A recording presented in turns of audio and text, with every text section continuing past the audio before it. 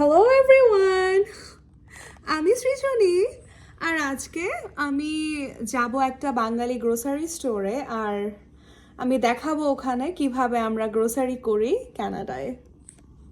এখানে ড্রাইভিং করাটা আসলে অনেক কষ্টের, কারণ আশেপাশে স্নোতে আসলে রাস্তাঘাটগুলো অনেক স্লিপারি হয়ে থাকে। এটা আপনারা ভিডিওতে দেখতে পাচ্ছেন।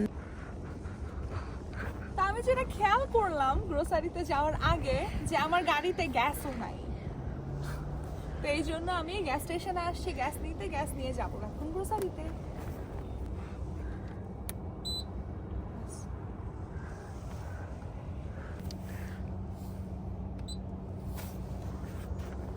আমার কাছে আসলে টাকাও নাই গ্যাসের সাথে, তো যার কারণে মাত্র 20 টাকার গ্যাস নিলাম। আরো নিতে পারতাম, কিন্তু গরিব।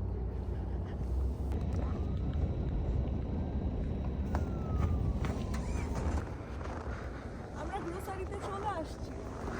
তো এভাবেই মূলত আমরা বরফের ভেতরে হেঁটে হেঁটে গ্রোসারিতে যাই। হেঁটে বলতে অবশ্যই গাড়িতে এসে তারপরে কিছুটা রাস্তা গাড়ি পার্ক করার পরে হাঁটা। যখন -40 বা মাইনাসের পরিমাণটা একটু বেশি হয়, এই 2-3 মিনিট হাঁটা অনেক বেশি কিছু মনে হয়। তো এই হচ্ছে বাঙালি গ্রোসারি ভেতরকার অবস্থা। এখানে মূলত বাংলাদেশের সবই পাওয়া যায়, চা বিস্কিট থেকে শুরু করে পটেটো ক্রেকার্স বা মানে সব ধরনের চিপস চানাচুর সবই আছে। কিন্তু দামের সাথে পার্থক্যটা একটু বেশি, আর বেশি হবেও বা না কেন। তাদের শিপিং কস্ট সবকিছু মিলে আসলে বাংলাদেশের তুলনায় এখানকার দাম আসলে 5-6 গুণ বেশি মনে হয় আমার কাছে। পাতিল টাতিল সবই আছে, বদনাও দেখা যাইতেছে।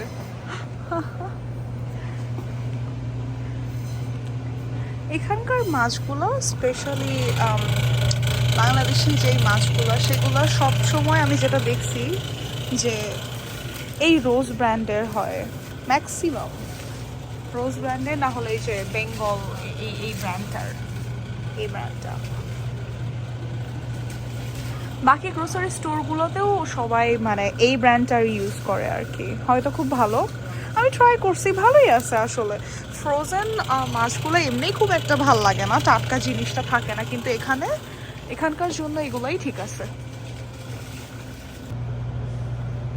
আমি একটা অনেক বড় একটা মাছ কিনে ফেলছি, এটা আমি এখন নিয়ে যাব। মাছ আমার অনেক পছন্দ, কিনে ফেলবো।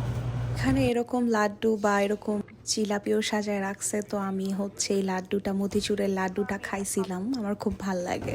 গেলে আমি যখনই গ্রোসারি স্টোরে যাই আমি এরকম লাড্ডু খাই, আর এভাবে খেয়ে খেয়ে আমি মোটা হয়ে গেছি।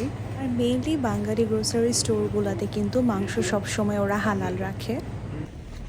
এই তো বাজার করে বের হলাম।